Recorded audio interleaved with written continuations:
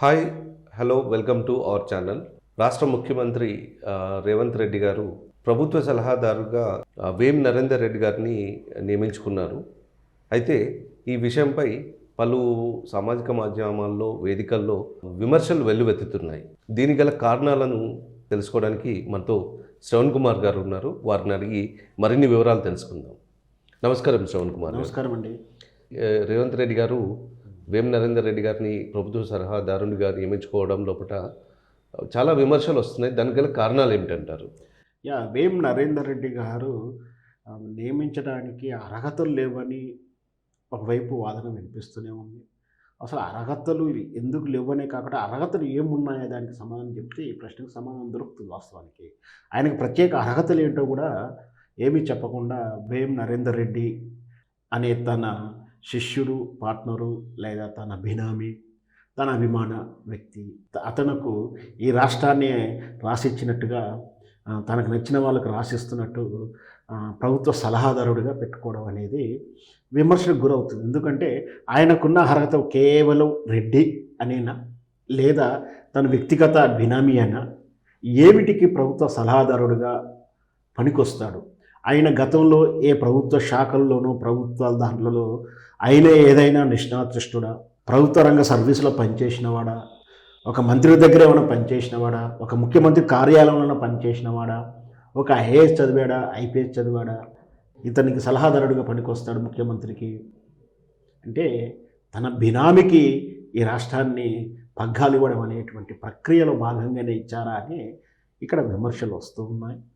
అయితే ఇక్కడ వేం నరేందర్ రెడ్డికి ఇతనేమే ఎలా అంటే ప్రత్యేక అర్హతలు ఉన్న వ్యక్తి ఏం కాదు. ఇతను ఓటు నోటు కేసులో ఇతని కోసమే కదా రేవంత్ రెడ్డి జైలుకి వెళ్ళి చెప్పకూడదు వచ్చింది.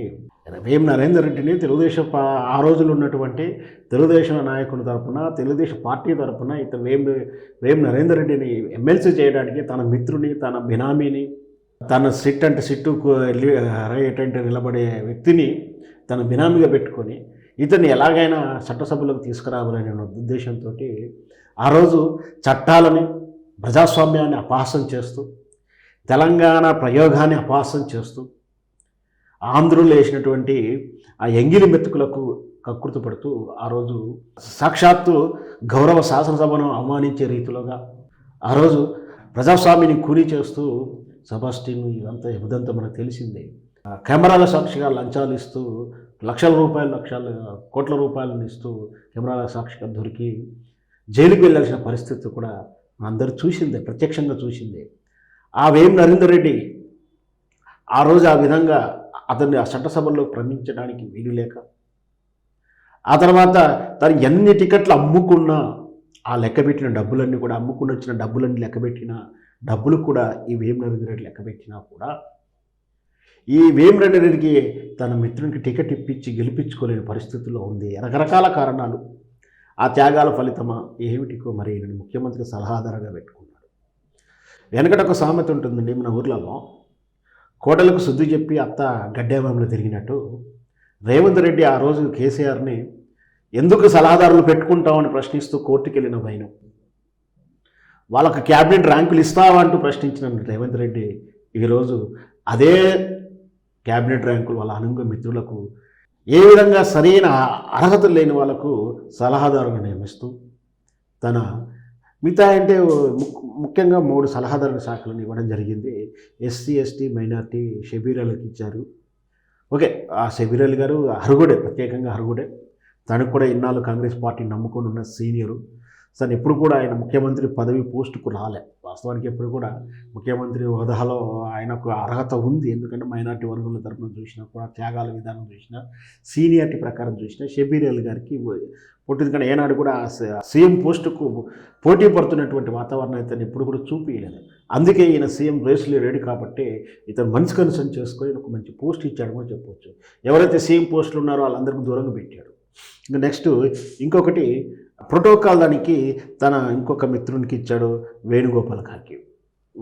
సరే, అది కూడా ఆయన పెద్ద అర్హుడు కాదు, ఆ అనర్హతలు ప్రత్యేకంగా ఏం లేవు.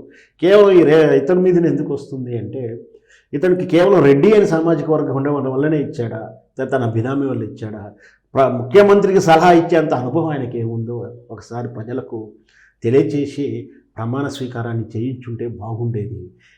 ఏదైతే తను విమర్శించి ఏదైతే ఆనాడు బీఆర్ఎస్ పార్టీ కేసీఆర్ని విమర్శించి ప్రశ్నించి తాను హీరో అవ్వడం కోసం కుయుక్తులు చేసిన రేవంత్ రెడ్డి ఖచ్చితంగా వీటికే ఆ ప్రశ్నలకి మళ్ళీ ఇతను రేపు ప్రజాకోర్టులో సమాధానం చెప్పాల్సి ఉంటుంది. ఖచ్చితంగా ఆనాడు ప్రశ్నించకుంటే ఈనాడు ఎవరు కూడా ఆయనని ఈ విధంగా విమర్శించే వాళ్ళు కాదు. ఇది చెప్పేదంతా సోషల్ మీడియాలో జరుగుతున్నటువంటి చర్చ. సో ఇక్కడ రేపు రాబోయే పార్లమెంట్ ఎన్నికల్లో ఖచ్చితంగా వీటికి సమాధానంగా తగిన మూల్యం చెల్లించుకుంటాడేమో వేచి చూద్దాం. శ్రవణ్ కుమార్ గారు, మరో ప్రశ్న. ఓటుకు నోటు కేసులో రేవంత్ రెడ్డి గారు పట్టుబడినప్పుడు స్టీఫెన్సన్ గారితో వీడియోలో స్పష్టంగా మాట్లాడుతూ దొరికిపోయాడు. రాబోయేది మా రెడ్డి సామాజిక వర్గ రాజ్యమే తెలంగాణలో అంటూ మాట్లాడారు. అయితే ఇప్పుడు ప్రస్తుతం జరుగుతున్న పరిణామాలు, వివిధ కార్పొరేషన్ల చైర్మన్లు కానీ అన్నీ రెడ్డి సామాజిక వర్గానికి చెందిన వాళ్ళనే నియమిస్తున్నారు కదా. ఇప్పుడు అంటే రేవంత్ రెడ్డి గారు అదే దిశలో పయనిస్తున్నట్టు అనుకోవచ్చా? ఖచ్చితంగా అండి. ఆ రోజు ఆ తెలుగుదేశం ఆంతరింగులు కానీ చాలా ముఖ్య నాయకులు చెప్తున్నటువంటి విషయం కూడా ఇది.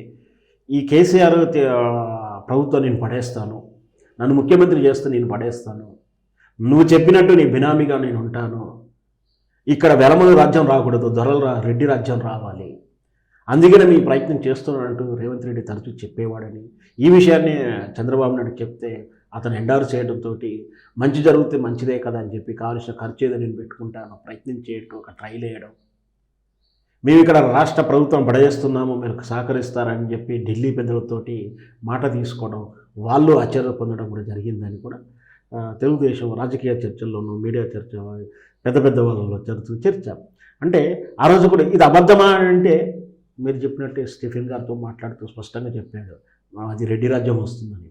ఈరోజు చూస్తే అంటే ఆ రోజే ముఖ్యమంత్రిగా ఆయన టార్గెట్ పెట్టుకొని ఆ రెడ్డులు తప్పించి ఇంకెవరు పరిపాలించొద్దా అని ఆయన అనుకొని కేసీఆర్ ప్రభుత్వం పడేయాలనుకొని సరే ఆ విధంగా ప్రయత్నం ఫెయిల్ అయినప్పుడు ఇంకో రకంగా ప్రాపకండం నెగటివ్ ప్రచారంతో కేసీఆర్ చేసిన వైఫల్యాలను టార్గెట్ చేస్తూ గోరంతల్ని కొండంత చేస్తూ సరే అది ప్రజాస్వామ్య పద్ధతిలోనే నిజమించు ఆయన అధికారంలోకి వచ్చినాక చూడబోతే అదే జరుగుతుంది.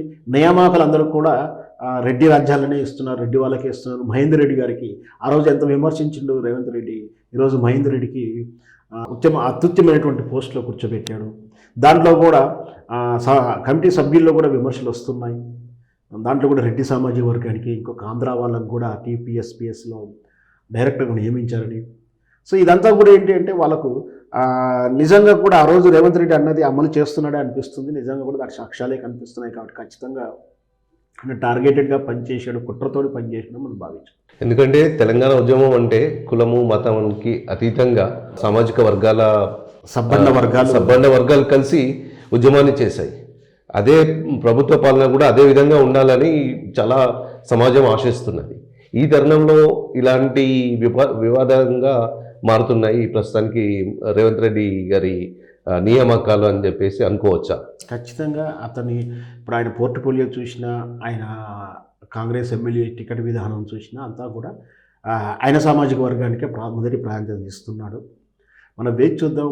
ప్రాధాన్యత ఎలా ఇచ్చినా కూడా పరిపాలన విషయంలో ప్రజలకు అందించాల్సిన ప్రయోజనాల విషయంలో తారతమ్యం లేకుండా ఇవ్వగలిగితే, ఎందుకంటే మనకు వచ్చి కూడా 3 వారాలు దాటి 4వ వారం దాటింది, అంతవరకే 1 నెల దాటిందని చెప్పొచ్చు. ఇంకా సుదీర్ఘమైన కాలం ఉంది.